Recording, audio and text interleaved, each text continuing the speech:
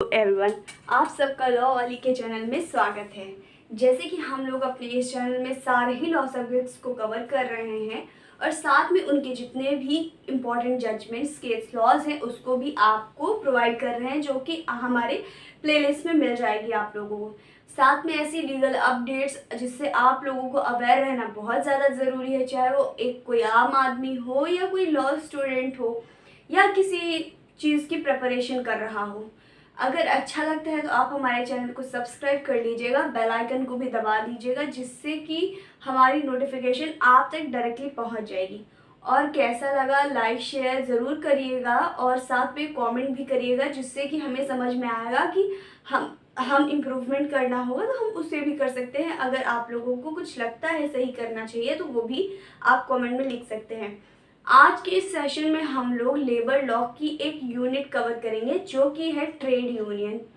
आज की इस वीडियो में जो ट्रेड यूनियन क्या है, उसका क्या पर्पस है, क्यों इसको फॉर्म किया गया और फॉर्म करने के बाद उसके पास क्या क्या राइट्स आए और साथ में ही ये एक्ट कहाँ तक एप्लीकेबल है, ये सब पढ़ेंगे और साथ में ही इसकी हिस्ट्री भी इसी वीडियो में जानेंगे। चलिए स्टार्ट करते हैं। सबसे पहले कि ट्रेड यूनियन की मीनिंग क्या है। सबसे पहले हम लोग ट्रेड यूनियन की मीनिंग को समझेंगे।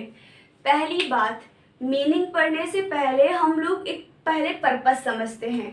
ट्रेड यूनियन क्यों बनाया गया। देखिए क्या होता था, पहले के टाइम में लोग काम करा लेते थे, जो एम्प्लॉयर होते यानी काम देने वाले व्यक्ति लोगों से काम करा लेते थे, जो कि लेबर होते थे। जाहिर सी बात है, गरीब होते होंगे, परेशान होते होंगे, खाने के लिए दाना नहीं होता, तो लोग बहुत सारा काम के बाद भी सिर्फ एक रोटी के लिए इतना काम कर सकते थे। तो क्या होता था, बहुत ज़्यादा हरासमेंट होने लगता था, बहुत ज़्यादा उन लोगों को बहुत प्रॉब्लम होने लगती थी। भाई पूरा दिन कोई लेबर काम कर रहा है, आप उसको पूरा पेट भरने का पैसा ना दे पाओ, वो अपना फैमिली ना चला पाए, तो ऐसी सैलरी और ऐसे पैसे का क्या ही मतलब है। तो इसी तरह क्या होता है, बहुत सारी स्ट्राइक्स हुई, बहुत सारे मांग हुए, तब जा कर के इस ट्रेड यूनियन को फॉर्म किया गया। क्या होता है, अगर कोई भी ऑर्गेनाइजेशन है उसमें एक जो लेबर यूनियन होती है, एक तरीके से पहले होता था लेबर यूनियन ही इसे कहते थे, लेकिन उसके बाद नाम चेंज होकर के ट्रेड यूनियन हो गया। इसलिए ट्रेड यूनियन हो गया क्योंकि यहाँ पे सिर्फ लेबर्स के राइट को नहीं देखा गया है, साथ में ही जो एम्प्लॉई हैं उनका भी इसमें जो पर्पस था दोनों को कवर करने का था, कि दोनों के जो राइट्स हैं उनको बचाया जा सके। इसलिए ट्रेड यूनियन को फॉर्म किया गया, भाई एक्सप्लॉइट ना हो, उनसे ज़्यादा काम करा लिया जाए, बेगारी ना किया जाए, इस तरह की चीज़ों के लिए ये लेबर यूनियन बनाई गई। ठीक, अब इसकी हम मीनिंग समझते हैं कि ये ट्रेड यूनियन की मीनिंग क्या होती है बेसिकली। देखिए पहली बात, ट्रेड यूनियन एक कॉम्बिनेशन है, चाहे देखिए अब कोई भी ट्रेड यूनियन बनती है तो या तो वो परमानेंट हो सकती है या तो टेम्परेरी हो सकती है। इसका मतलब ये है कि आप चाहो तो कुछ समय के लिए बना सकते हो, आप चाहो तो उसे परमानेंट बना सकते हो। आज बहुत समय पहले 90s में ट्रेड यूनियन बनी थी, आज भी चल रही हैं, इस तरह भी कर सकते हो, और कई ऐसी बनी और बिगड़ी ऐसी भी बना सकते हो, है ना।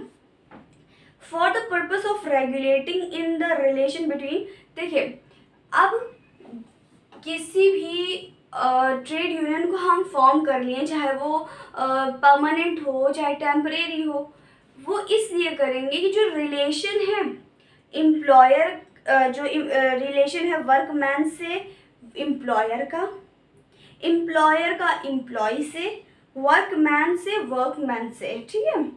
अब इसका क्या मतलब है, पहले के टाइम में ये होता था, जैसे आज का ही एक अच्छा एग्जाम्पल मैं देती हूँ, मैं किसी गवर्नमेंट का फेवर नहीं ले रही हूँ, लेकिन एक बस एग्जाम्पल दे रही हूँ। क्या होता है, जो हमारी गवर्नमेंट है, मान के चलिए जो इस टाइम प्रेजेंट में गवर्नमेंट चल रही है, वो कुछ चीज़ें प्रोवाइड कर रही है। फॉर एग्जाम्पल जैसे कि क्या होता है, वो जो चावल और गेहूँ मिलता है हमें, राशन, हाँ, जो जिन्हें मतलब कि जो कैटेगरी वाले होते हैं उनको वो राशन मिलता है, आप लोगों को पक्का मालूम होगा।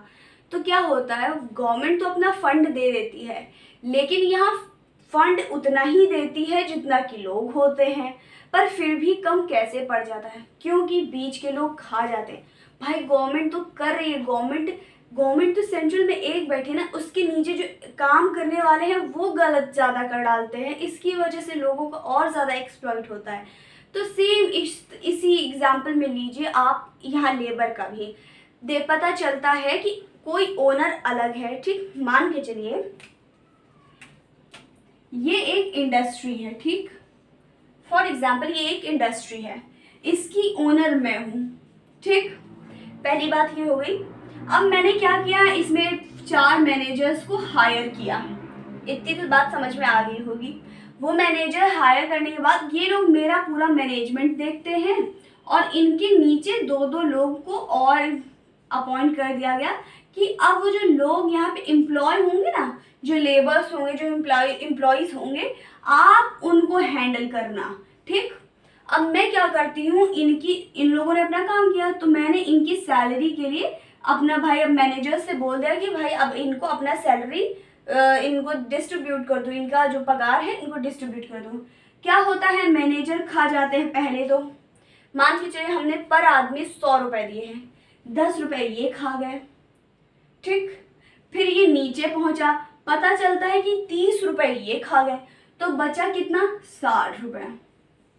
बताइए 100 रुपये पगार थी इनकी और 60 रुपये पहुँच रहा। और इतने ज़्यादा आज के टाइम में भी अगर आप लोग ऐसा कोई लेबर देखते हो, वो ज़्यादा आवाज़ नहीं उठा पाते हैं, सब डरते हैं कि भाई ये लोग बड़े आदमी हैं, हमारा कुछ भी कर देंगे, हमारे परिवार का कर देंगे, हमें कहीं का नहीं छोड़ेंगे। इस तरह की चीज़ें आज भी हैं। तो इसी तरह अब चुपचाप पैसे ले लेते हैं। तो जो ये अब देखिए यहाँ पे लोगों का एक्सप्लॉइट एक तरीके से देखा जाए, इन लोगों को बहुत ज़्यादा प्रॉब्लम हुई। पर अगर जो ये एम्प्लॉय है वो सीधा मुझसे आके बात करे, तो क्या यहाँ पे करप्शन होने का डर है? क्या यहाँ पे इनके साथ गलत हो सकता है कि भाई 100 रुपये मेरी सैलरी थी, आपने मुझे सिर्फ 60 रुपये क्यों मैडम दिए हैं? तो मैं तो कहूँगी मैंने तो अपने 100 रुपये आपको दिए ही हैं, पर जब मैं पूरा छानबीन करूँगी पता चलता है कि इन्होंने लिया है, इन्होंने लिया है, तो ये कट पिट के जा करके इन लोगों के पास 60 रुपये पहुँचा। तो फिर अब जब मुझे ये चीज़ मालूम हुई, मैंने इनको हटाया, न्यू हायर कर लिए। भाई कि तुम लोग ये क्या कर रहे हो, मैं तो पूरा पैसा दे रही हूँ अपने एम्प्लॉयज़ को और आप लोग अपना पैसा उसी में लगा रहे हो, नहीं ये सब गलत है। तो क्या हुआ, ये जो इन लेबर्स का, यानी लेबर्स हो, एम्प्लॉयज़ हो, जो डायरेक्टली एम्प्लॉयर से मिल सके, जो काम दे रहा है डायरेक्टली उससे मिल सके, तो बहुत ज़्यादा चीज़ें ठीक हो सकती हैं। तो इस ट्रेड यूनियन का एक सबसे बड़ा अच्छा ये भी काम था कि जो एम्प्लॉयर है वो एम्प्लॉई से डायरेक्टली उनका रिलेशन अच्छा रहे, जो वर्कमैन है और जो एम्प्लॉयर है उनसे अच्छा रहे। इसलिए इसको और अच्छे से, मतलब कि इसको और फॉर्म किया गया, ठीक। ये किसी भी ट्रेड और बिजनेस में बनाया जा सकता है। मतलब ये ट्रेड यूनियन जो है, किसी भी ट्रेड हो, कोई भी बिजनेस हो, उसमें इसे फॉर्म किया जा सकता है। और अगर आपने फॉर्म किया है, आप 2 या 2 से अधिक भी फॉर्म कर सकते हो। फॉर एग्जाम्पल अब देखिए, ये मेरी एक ऑर्गेनाइजेशन हो गई, ये दूसरी ऑर्गेनाइजेशन ए की हो गई, ये तीसरी ऑर्गेनाइजेशन डी की हो गई, ठीक। अब क्या होता है, मेरी ऑर्गेनाइजेशन है, जो मेरी कंपनी है, उसमें 50 लोग काम करते हैं, इसमें 10-10 लोग काम करते हैं, फॉर एग्जाम्पल, ठीक है। तो क्या होता है, अब इनके कुछ आदमी मिलके, यहाँ के कुछ पर्सन, यहाँ के कुछ पर्सन, तो एक ट्रेड यूनियन को भी फॉर्म कर सकते हैं। ज़रूरी नहीं है कि यहाँ भी अलग बनाएं, यहाँ भी अलग बनाएं। यहाँ आप डेफिनेशन पढ़ोगे, इसमें 2 और मोर लिखा है, यानी आप फेडरेशन बना सकते हो, आप एक से ज़्यादा बना सकते हो, 2-3 को मिला करके भी आप एक ट्रेड यूनियन बना सकते हैं। आई होप आप लोगों को इतनी चीज़ समझ में आ गई होगी।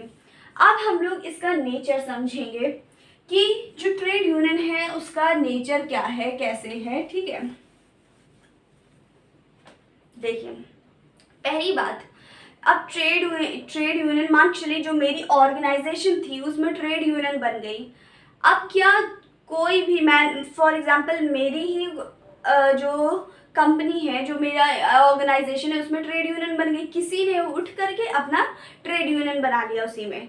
अब क्या होता है, क्या जो जितने भी एम्प्लॉयज़ मेरे यहाँ 50 काम कर रहे हैं, क्या वो ज़बरदस्ती उसे उस ट्रेड यूनियन का पार्ट बनना पड़ेगा? इसका सोच के आंसर मुझे कमेंट सेक्शन में दीजिएगा, फिर भी मैं बता रही हूँ, पहले आप आंसर कर दीजिएगा। देखिए, अगर ट्रेड यूनियन बन रही है तो किसी पर्सन को ऐड होना है, यानी किसी लेबर को ऐड होना है, किसी एम्प्लॉय को ऐड होना है, तो वो वॉलेंटरी ऐड हो सकता है। कोई ज़बरदस्ती नहीं है, कोई मैंडेट नहीं है। आपका मन है as a labour, as a employee आप हो तो आप उस ट्रेड यूनियन को ज्वाइन कर सकते हो, यानी ये एक वॉलेंट्री ऑर्गेनाइजेशन है। ठीक, दूसरा क्या, आप लोग इसे किसी भी पर्टिकुलर ट्रेड में, किसी भी इंडस्ट्री में, किसी भी कंपनी में आप ट्रेड यूनियन बना सकते हैं। ठीक, और साथ में ही इसको प्रमोट कर सकते हैं, प्रोटेक्ट कर सकते हैं उसके इंटरेस्ट को। देखिए, अब आप ट्रेड यूनियन बना रहे हैं, इसका नेचर पढ़ रहे हैं। अब मान के चलिए ट्रेड यूनियन बनाया तो है, लेकिन हमने इसलिए ट्रेड यूनियन बनाया है कि जो एम्प्लॉयर है उसको परेशान कर सके, कि भाई एम्प्लॉयर ने मेरे साथ गलत किया था तो मैं ऐसा ट्रेड यूनियन बनाऊंगा और फिर मैं उसको अच्छे से सबक दूंगा। ऐसे नहीं भाई, ऐसी ट्रेड यूनियन बनाओ जिसमें कि लेबर्स या एम्प्लॉयज़ का फ़ायदा हो सके, जिससे कि उन्हें उनकी उन्नति हो सके, उनका भविष्य, उनका मतलब कि उनका अच्छा हो सके, उनके हित के लिए बनाना है उस ट्रेड यूनियन को। ठीक, अब हम लोग पढ़ेंगे क्या, अभी इसमें कुछ और पॉइंट्स हैं, जैसे कि जो ट्रेड यूनियन है उसे मोस्ट सुटेबल ऑर्गेनाइजेशन बोला जाता है। ठीक है, जिसमें क्या होता है, जो एम्प्लॉय है, एम्प्लॉयर है, उसके जो रिलेशन को, उस एम्प्लॉयर और एम्प्लॉय के रिलेशन को इम्प्रूव करता है, बैलेंस करता है ट्रेड यूनियन। जैसे कि मैंने आपको बहुत अच्छा एग्जांपल दिया कि अगर अब क्या होता है, गवर्नमेंट मान के चलिए फॉर एग्जांपल मोदी जी ने क्या किया, देखिए फंड वो तो रिलीज कर भी सकते हैं, लेकिन क्या होता है, कुछ उन्होंने किसी चीज़ के लिए फंड रेज किया, फंड मतलब कि भेजा कि भाई ये जो जितने गरीब लोग हैं इनको इतना इतना रुपए दे दो। पर उन्होंने क्या किया, पैसे काटते काटते काटते उन्होंने मुझे 100 रुपये भेजे, पर मेरे पास वहाँ यहाँ तक के सिर्फ 85 रुपये पहुँचे। कि अब मैं अपनी ये शिकायत सीधे मोदी जी के पास पहुँच जाऊँ तो वो मेरी प्रॉब्लम सॉल्व तो करेंगे, बिल्कुल करेंगे, लेकिन मैं उनके पास पहुँच ही ना पाऊँ, मैं तो ऐसे ही परेशान होकर रह जाऊँगी, भाई 100 रुपये का काम किया है और 50 रुपये क्यों दे रहे हैं। भाई लेबर्स कितना काम करते हैं और उनके साथ इतना गलत होता है, और सबसे ज़्यादा मेहनत करने वाले लोग भी वही होते हैं। तो इन सबको चलते हुए देख के इन सबको मतलब कि फॉर्म किया गया है ना। अब इसको क्यों फॉर्म किया गया था, व्हाई इट्स फॉर्म, इसको समझते हैं। देखिए, पहली बात तो they are formed not only cater to the workman team but also indicate them sense of discipline and responsibility। देखिए, सिर्फ इसलिए ही नहीं ट्रेड यूनियन को बना दिया कि भाई ये काम करना है वो काम करना है, नहीं। आप ट्रेड यूनियन बनाए हैं तो उसके कुछ रूल्स रेगुलेशन होंगे, कुछ डिसिप्लिन्स होंगी, कुछ लिमिटेशन होंगी। भाई अब क्या होता है, ट्रेड यूनियन है, ठीक, किसी ने ट्रेड यूनियन एक ऑर्गेनाइजेशन में बनाई, अब क्या करते हैं, एम्प्लॉय ने कुछ ऐसे छोटा मोटा काम कर दिया तो उसके चलते क्या किया, भड़का दिया लोगों को और चले गए स्ट्राइक पे, सारा काम धंधा छोड़ करके। तो ये चीज़ें गलत हैं, ऐसा कुछ लिमिटेशन होनी चाहिए। आपके साथ अगर गलत हो रहा है, सैलरी काटी जा रही, सैलरी नहीं दी जा रही, ऐसी कुछ बड़ी चीज़ें होती है तो आप कर सकते हैं, लेकिन ऐसा नहीं है कि आप कुछ भी करिए। तो कुछ लिमिटेशंस हैं, कुछ डिसिप्लिन है कि भाई आपको ऐसे ऐसे वर्क करना है ना। जो अब इस चीज़ को समझेंगे कि इट गिव्स का क्या मतलब है, कि मतलब कि अगर कोई ट्रेड यूनियन रजिस्टर हो जाती है उसका क्या स्टेटस होता है, क्या वो कर सकती है, क्या राइट्स मिलते हैं ना। तो सबसे पहला है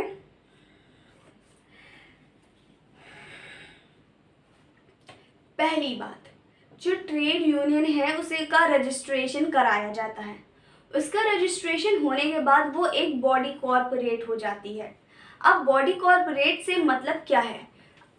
बॉडी कॉर्पोरेट से मतलब ये है, आपके ऊपर कोई भी सू करता है, यानी आपके ऊपर जो भी ऑर्गन ट्रेड यूनियन है उसके ऊपर कोई केस करता है तो वो अपना केस लड़ सकती है, वो किसी पे केस कर भी सकती है। इसे ही हम नॉर्मल भाषा में कॉर्पोरेट, बॉडी कॉर्पोरेट कहते हैं, ठीक। By the name under which it is registered and shall have perpetual succession and common seal. देखिए, अब हम लोगों ने ये समझा कि ये एक अगर कोई भी ट्रेड यूनियन रजिस्टर हो जाती है तो वो बॉडी कॉर्पोरेट हो जाती है। बॉडी कॉर्पोरेट का मीनिंग आप लोगों को मालूम चल गया है। और इसमें एक और पॉइंट है कि जो एक कॉर्पोरेट बॉडी है वो परपेचुअल सक्सेशन के अंदर आती है। अब परपेचुअल सक्सेशन का मतलब समझ लेते हैं। देखिए, क्या होता है कि कोई ऑर्गेनाइजेशन बनाई गई, कोई ट्रेड यूनियन बनाई गई, कुछ भी बनाया गया, मान के चलिए जैसे मैंने अभी एग्जाम्पल दिया कि ये मेरी एक इंडस्ट्री है जिसमें मैंने अपने मैनेजर्स को रखा है, उनके अंडर और भी मैनेजर्स हैं, मतलब कि छोटे वाले, और फिर उसके बाद एम्प्लॉयज़ हैं, लेबर्स हैं ना। तो ये मेरा कंपनी का फॉर्मेशन है, ठीक। अब क्या होता है, मैं तो यही हूँ, पर क्या होता है यहाँ के लेबर चला जाता है, नहीं आता है, या उसकी डेथ हो जाती है, कुछ भी हो सकता है, वो कुछ भी हो सकता है, या तो मैं ही ना रहूँ, मैं ही चली जाऊँ, या कुछ भी मैं ही छोड़ दूँ, मैं ही रिनासेंस हो जाऊँ ना। तो ये अगर मैं छोड़ दूँ, कोई एम्प्लॉय छोड़ दे, कोई एम्प्लॉयर छोड़ दे, तो इसका मतलब ये नहीं कि वो बॉडी ख़त्म हो जाती है। वो एक परपेचुअल सक्सेशन है कि वो एग्जिस्ट करेगी। मेरे बाद मेरे बच्चे उसे हैंडल करेंगे, मेरे बच्चे नहीं हैं तो मेरे घर वाले हैं वो उसे चलाएंगे। तो वो एक परमानेंट बॉडी है, उसमें लोग आते हैं जाते हैं, इसे ही हम परपेचुअल सक्सेशन कहते हैं। इसमें यही बोला गया, अगर किसी ने ट्रेड यूनियन फॉर्म की है, कल को वो नहीं रहता है तो आगे चलाने के लिए उसी में कोई जो परफेक्ट बंदा होगा, जो मोस्ट सीनियर होगा, उसको उसका हेड बनाया जाएगा। ये अपनी चीज़ें, ये अपनी साइकिल चलाते रहेंगे, पर ये ख़त्म नहीं होती है। भले ही एम्प्लॉय आए जाए, कुछ भी फ़र्क नहीं पड़ता है, ठीक। आई होप आप लोगों को इसका मतलब समझ में आ गया होगा, है ना। साथ में ही उसकी एक कॉमन सील होती है, ठीक। कुछ जो ट्रेड यूनियन है रजिस्टर्ड हो गई है, कॉर्पोरेट, मतलब कि कॉर्पोरेट बॉडी हो गई है, तो उसके पास कुछ पावर्स होंगी कि वो किसी चीज़ को एक्वायर कर ले, किसी को होल्ड कर ले, किसी भी मूवेबल प्रॉपर्टी हो, कोई भी इमूवेबल प्रॉपर्टी हो, दोनों ही, मतलब कि चाहे इमूवेबल प्रॉपर्टी हो, मतलब कि सिंपल भाषा में, अगर कोई भी इमूवेबल प्रॉपर्टी, कोई भी मूवेबल प्रॉपर्टी, दोनों पे ही वो होल्ड कर सकती है, दोनों में ही वो पावर रख सकती है, एक्वायर कर सकती है। साथ में ही ये जो ट्रेड यूनियन है वो कॉन्ट्रैक्ट भी कर सकती है, ठीक है। ये हो गया हमारा ट्रेड यूनियन का पूरा जो भी था, ये इट गिव्स के अंदर, ठीक है। अब हम लोग समझेंगे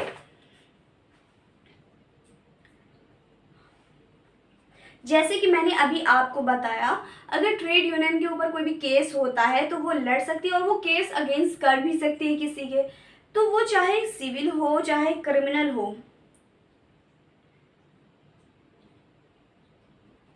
देखिए, अब क्या होता है, इसमें कई बार देखा जाता है लेबर्स को गलत इल्ज़ाम पे उन्हें निकाल दिया जाता है, गलत इल्ज़ाम पे उन्हें जेल करा दी जाती है। तो इन सब से हमारा ट्रेड यूनियन उनका सेफ, मतलब कि उनको बचाती है, ठीक है। अब हम लोग समझेंगे एक्ट की एप्लीकेबिलिटी कहाँ तक है। पहली बात, जो ये ट्रेड यूनियन है वो पूरे इंडिया में अप्लाई होती है। दूसरी बात, ये सिर्फ जो यूनियन ऑफ वर्कर्स हैं उसके ही साथ नहीं अप्लाई होती हैं, साथ में ही एसोसिएशन ऑफ एम्प्लॉयज़ के अंदर भी ये वर्क करती है, मतलब दो जगह। पहला यूनियन ऑफ वर्कर्स में अप्लाई होती है और साथ में एसोसिएशन ऑफ एम्प्लॉयज़ के अंदर भी इससे ये एक्ट अप्लाई होता है। ठीक, ये हो गया हमारा पूरा ट्रेड यूनियन के क्या मीनिंग है, क्या पर्पस है, क्या नेचर है और उसे एक बॉडी कॉर्पोरेट होने के बाद उसे क्या क्या मिलता है। ठीक, अब हम लोग समझेंगे कि इसकी हिस्ट्री क्या थी।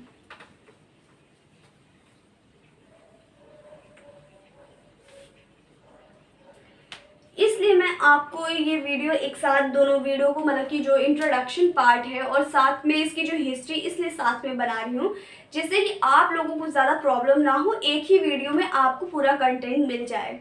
और अच्छा लगता है तो डू कमेंट और लाइक शेयर ज़रूर कर दीजिएगा। चलिए हिस्ट्री समझते हैं। पहली बात, जो ट्रेड यूनियन है वो कहाँ और कब देखी गई। तो जो फर्स्ट टाइम ट्रेड यूनियन देखी गई, ट्रेड यूनियन क्या था मतलब कि 1877 में। ठीक है, इम्प्रेस मिल्स के जो इम्प्रेस मिल थी जो कि नागपुर में थी। ठीक है, जो इम्प्रेस मिल थी नागपुर में, सबसे पहले 1877 में इसको वहाँ पे जो वेजेस रेट थे, मतलब जो सैलरी होती है मतलब उसे वेजेस कहते हैं, जो वेजेस रेट थे इसको लेकर के स्ट्राइक हुई थी। सबसे पहला यहीं से रिकॉर्ड माना जाता है। ठीक है, फिर उसके बाद क्या हुआ, ट्रेड यूनियन मूवमेंट स्टार्ट हो गए। ठीक है, ट्रेड यूनियन मूवमेंट स्टार्ट हुए बॉम्बे मिल्स हैंड एसोसिएशन के अंदर, जो कि 1819 में बाय NK लोखंडे के उससे हुई थी। ठीक है, जिसमें कि देखिए पहले देखी गई जो कि नागपुर में इम्प्रेस मिल के थ्रू, फिर उसके बाद बॉम्बे मिल्स में देखी गई। ठीक है, उसके बाद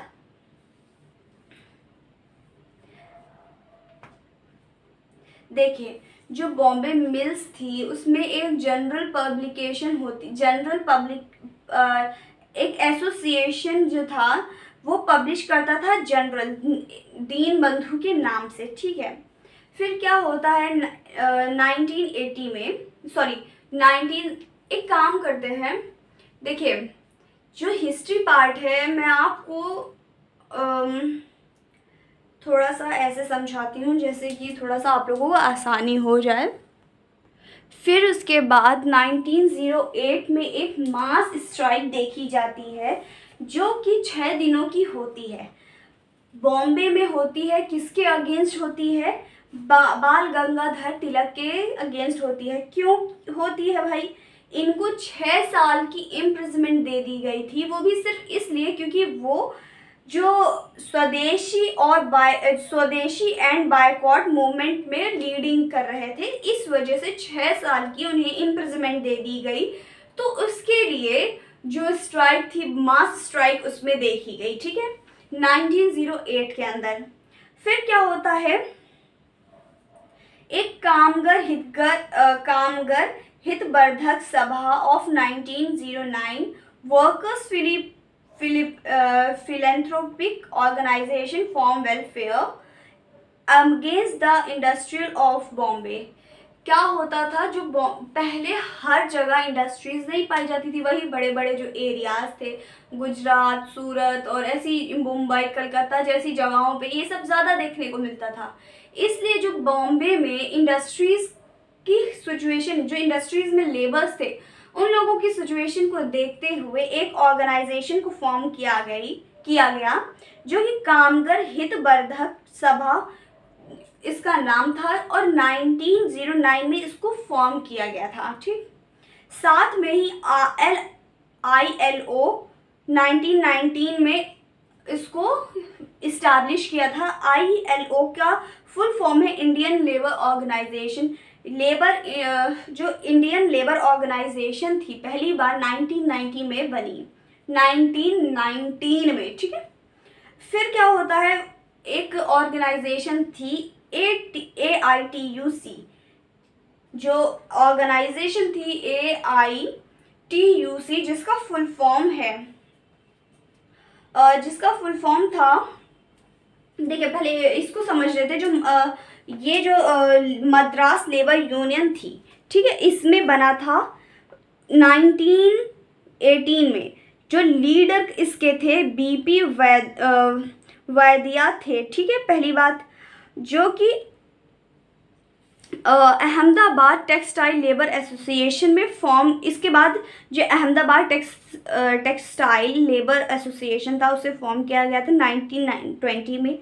लीडर, जो इसके लीडर थे वो अनुसुभ्या साराभाई एंड शंकरीलाल बंकर जी थे, ठीक है। अब जो AITUC का फुल फॉर्म है वो है all India trade union Congress, ठीक, इसका ये फुल फॉर्म हुआ। फिर उसके बाद AITUC को इस्टेब्लिश किया था 1920 के अंदर। उसके जो फर्स्ट प्रेसिडेंट थे वो लाला लाजपत राय जी थे। क्या होता है, जब ये एक यूनियन बनती है फिर उसमें कुछ टाइम बाद 1929 में नागपुर सेशन के थ्रू जो AITUC था वो स्प्लिट हुआ। उसमें स्प्लिट्स आए जिसको जो कि फर्स्ट टाइम जो नागपुर में सेशन हुआ था उसके थ्रू इसमें कुछ बदलाव आए। इसमें कुछ जो पार्टी थी, मतलब कुछ लोग थे जो कि अलग हो गए थे, ठीक है। फिर जो MN जोशी और उनके कुछ एसोसिएट्स थे, उन्होंने एक नई ट्रेड यूनियन उनके थ्रू मतलब कि इस चीज़ को पास किया गया और उसके बाद ही ट्रेड यूनियन एक्ट 1926 को इंट्रोड्यूस किया गया। 1926 में ये फाइनली आ गया, ठीक है। हम लोग एक्ट भी 1926 ही पढ़ते हैं। फिर उसके बाद गिन्नी कामगर यूनियन को इस्टेब्लिश किया गया था और उसके बाद हम लोग 1 मई को 1927 के दिन हम लोगों ने फर्स्ट डे लेबर डे को मनाया था। यानी 1 मई को 1927 में हम लोगों ने लेबर डे मनाना शुरू किया। ये बहुत इंपॉर्टेंट क्वेश्चन है कि लेबर डे कब मनाया जाता है, तो मैं आपको फिर से रिपीट कर देती हूँ। 1 मई को ये मनाया जाता है और ये कब से शुरू हुआ था, 1927 से, ठीक। फिर इसके बाद हम लोग समझेंगे left wing influence on trade union. क्या होता है, ट्रेड यूनियन में जो लेफ्ट विंग था वो काफ़ी इन्फ्लुएंस किया। उसके अंदर जो लेफ्ट विंग इन्फ्लुएंस थे उसके अंदर 2 लोग को मतलब कि कैटेगराइज किया जाता है। पहला SA डांगे जो कि बॉम्बे के सोशलिस्ट थे और दूसरे मुजफ्फर अहमद कलकत्ता जो कि कलकत्ता के थे और वो एक पब्लिशर थे जानावानी के, ठीक है। ये बंगाली में इन्फ्लुएंस जो मतलब कि जो ट्रेड यूनियन थी उसको इन्फ्लुएंस करते थे, उसको बढ़ावा देते थे, जिससे कि और जो हमारे ऐसे डांगे जी थे उन्होंने वीकली पब्लिकेशन के थ्रू इंग्लिश में अपना इस जो ट्रेड यूनियन का था सब कुछ स्टार्ट किया। इससे बहुत ज़्यादा ड्रास्टिक चेंज आया, इससे काफ़ी बदलाव आए इन लोगों की वजह से। मतलब कि जो सोशलिस्ट ये हमारे ऐसे डांगिया थे और मुजफ्फर अहमद कलकत्ता, इन लोगों की पब्लिकेशन से देखिए क्या होता है, न्यूज़पेपर कोई भी बुक किताबें बहुत ज़्यादा असर करती है, तभी तो वो सब बनाई जाती है ना। फिर क्या होता है, उसके बाद जो AITUC था उसमें फर्दर स्प्लिट्स आते हैं। तो जब 10th सेशन था IUTUC का नागपुर दिसंबर 1929 में, तब न्यू फेडरेशन बनाई गई जिसका नाम इंडिया ट्रेड यूनियन फेडरेशन था, जो कि फॉर्म की गई थी। सुभाष चंद्र बोस उसके प्रेसिडेंट थे और SV देश पांडे जनरल सेक्रेटरी हुए, ठीक। फिर क्या होता है, फर्दर स्प्लिट्स आते हैं यार 1931 में। पहले क्या हुआ, जो पहले स्प्लिट आया 1930 में आया, फिर दूसरा स्प्लिट आया 1931 में जिसमें कम्युनिस्ट सेक्शन सेपरेट हो जाता है इससे, क्योंकि ये लोग सोशलिस्ट सेक्शन से होते हैं। तो जो इसमें कम्युनिस्ट फॉलो करने वाले थे, कम्युनिस्ट जो लोग थे उसको वो अपने आप को अलग कर लेते हैं AITUC से और वो एक नई फेडरेशन बनाते हैं, एक यूनियन बनाते हैं जिसका नाम रेड ट्रेड यूनियन कांग्रेस पड़ा, ठीक। साथ में ही मतलब देखिए, अभी आप लोगों को इतना तो मुझे मेरे ख्याल से समझ में आ गया होगा। नहीं समझ में आया है तो आप कमेंट कर सकते हैं, वरना एक बार आप इस वीडियो को रिपीट करके ज़रूर देख लीजिएगा। ठीक, अब क्या होता है, आता है एक 1930 के पास एक ऐसा ग्रेट डिप्रेशन आता है जिसमें यूएस जो होता है बहुत ज़्यादा इकोनॉमिकली डाउन पड़ जाता है, जिसका असर होल इंडिया में पड़ता है। बहुत ज़्यादा सब प्रॉब्लम में आ जाते हैं। तो क्या होता है, जो ट्रेड यूनियन मूवमेंट था उसका रीयूनिफिकेशन हुआ, उसका और साथ में फॉर्मेशन हुआ कांग्रेस मिनिस्ट्री का अंडर गवर्नमेंट, जो एक्ट था गवर्नमेंट ऑफ इंडिया एक्ट 1935 के तहत। ठीक, रीयूनिफिकेशन में जो यूनियन का रीयूनिफिकेशन था उसमें R Gokhale, V Giri, M Joshi and Diwan Chamanlal were. इन्होंने क्या था, इन्होंने रीयूनिफिकेशन किया 1940 के अंदर।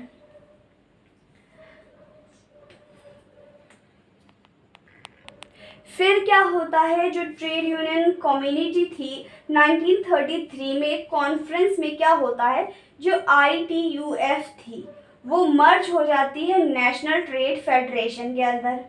ठीक, फिर 1934 में जो रेड ट्रेड यूनियन कांग्रेस थी वो फिर से डिसेबल हो जाती है, वापस से डिसबैंडेड हो जाती है।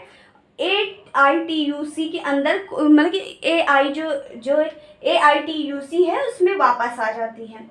उसके बाद 1940 में नेशनल ट्रेड यूनियन फेडरेशन है वो पूरी तरीके से डिसॉल्व हो जाती है, वो भी आ जाती है AITUC के अंदर मर्ज हो जाती है।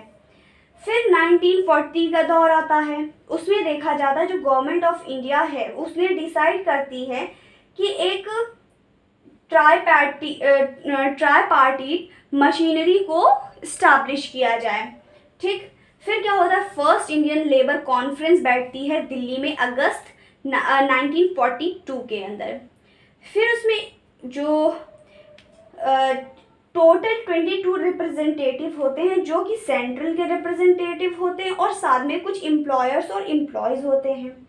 जो अदर ट्राईपार्टी बॉडीज़ हैं उसमें इंक्लूड होता है labour advisory board, state labour advisory board and industrial committees. ठीक, फिर क्या होता है INTUC, इसका फुल फॉर्म है Indian national trade union Congress, उसको फॉर्म किया गया, यानी INTUC को फॉर्म किया गया था मई में 1947 में, जिसका इनिशिएट करते हैं वो गुलजारी लाल नंदा जी थे। ठीक, फर्स्ट प्रेसिडेंट जो बने इसके INTUC के वो सरदार वल्लभ भाई पाटिल जी बने, है ना। आप लोगों को इतना समझ में आ गया होगा। फिर क्या होता है, जो इसका फॉर्मेशन था INTUC का वो कैसे होता है, हिंदुस्तान मजदूर संघ था उसको इस्टेब्लिश किया गया। जो हमारा हिंदुस्तान मजदूर संघ 1938 का था, उसी से ही INTUC को उसका ओरिजिन हुआ था। फिर साथ में ही उन्होंने क्या किया, जो इंडियन नेशनल कांग्रेस की थी, जो इंडियन नेशनल कांग्रेस की कमेटी थी, उन्होंने एक्सप्रेस किया नीड की कि INTUC में जो भी नीड्स थी वो उन्होंने मई 1947 में इस्टेब्लिश, मतलब कि नीड्स बताई और फिर उसके बाद इसको इस्टेब्लिश किया। और देखिए ये सब इसलिए हुआ क्योंकि जो सेक्रेटरी ऑफ हिंदुस्तान मजदूर संघ थी उसकी गुलजारी लाल नंदा जी ही सेक्रेटरी थे भाई, इसीलिए इसको फॉर्म भी किया गया INTUC को ही। एक देखिए, आप किसी उस पोस्ट पे हो, आप किसी उस पे हो, तो एक आप चीज़ों को सोचोगे, आप उसको और अच्छा करने की कोशिश करोगे, है ना। अब कुछ थोड़ा सा और बचा है, हम लोग कुछ सब डिविजन्स देखते हैं, जिसमें कि 1948 में जो सोशलिस्ट थे वो क्या करते हैं, ITUC से को लेफ्ट कर देते हैं और वो एक नई यूनियन बनाते हैं जो कि नेशनल फेडरेशन, उसको बोला जाता है हिंदू मजदूर पंचायत नाम से उसको नाम दिया गया। जो हिंदू मजदूर पंचायत थी और इंडियन फेडरेशन ऑफ लेबर थी, वो दोनों ही मर्ज हो जाती है, दोनों एक में हो जाती है और फॉर्म एक नया करती हैं हिंदू मजदूर सभा।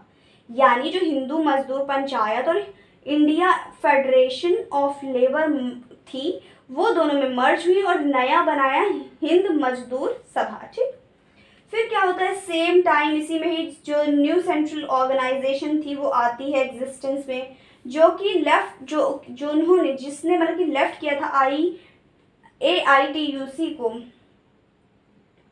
क्या होता है फिर वो मतलब देखिए, sometimes a new central organization come into existence who left the AITUC but did not see eye to eye with HMS। ठीक है, जिसको हम बोलते हैं UTUC, जिसका full form United trade union Congress है। ठीक, अब हम लोग थोड़ा सा इसको जो सेंट्रल ऑर्गेनाइजेशन थी उसके बारे में समझ लेते। जब सेंट्रल ऑर्गेनाइजेशन बनी उसमें कई फेडरेशन आके मिल गई थी, तो उसमें क्या होता है 1945 में भारतीय मजदूर संघ जो BMS थी वो बहुत ज़्यादा इन्फ्लुएंस होती है BJP से, भारतीय जनता पार्टी से। तो वो क्या करती है, इस फर्दर स्प्लिट हो जाती है AITUC से और वो एक पार्टी ऑफ इंडिया बनाती है जो कि कम्युनिस्ट पार्टी से वो बिलोंग करती थी। In 1947, Union under influence of the CPM and formed the Central Federation known as Central of India Union. In 1947, a split in India National Congress caused a split in INTUC, make new federation called National Organization of Labour NLO under influenced। देखिए, इतना ज़्यादा splits हुआ, इतना ज़्यादा सब कुछ हुआ, कई यूनियंस बनी, कई यूनियंस हटी। तो आज के टाइम अगर थोड़ा सा देखा जाए तो टोटल 10 ऑर्गेनाइजेशंस जो यूनियंस हैं वो बची हैं, जिसमें कि AITUC है, INTOC, HMS, UTUC, BMS, CITU, NLO, UTUCLS, NFITU, TUCC। ये सब ऑर्गेनाइजेशन आज के टाइम में आपको देखने को मिल जाएंगी। ठीक है, आप लोग इसे गूगल कर लीजिएगा। और साथ में ही अब मैं आपको थोड़ा सा एग्ज़ाम प्रोस्पेक्टिव से बताती हूँ। जैसे क्या होता है, आप लोग अगर किसी इंस्टीट्यूशन में दे रहे हो तो जैसे डेफिनेशंस याद कर लो, एक जनरल डेफिनेशन, एक और कुछ जो अगर किसी मेन डेफिनेशन है आप उसको पढ़ लो। साथ में अगर आप जितना मैंने आपको पढ़ाया आप उतना भी लिख दोगे, बहुत ज़्यादा सफिशिएंट एंड इनफ है। और लेक्चर कैसा लगा ज़रूर कमेंट करिएगा। और साथ में ही आप हमारे YouTube, Instagram और Facebook पे भी जुड़ सकते हैं, मतलब टेलीग्राम पे भी, और इसको फॉलो ज़रूर कर लीजिएगा। धन्यवाद।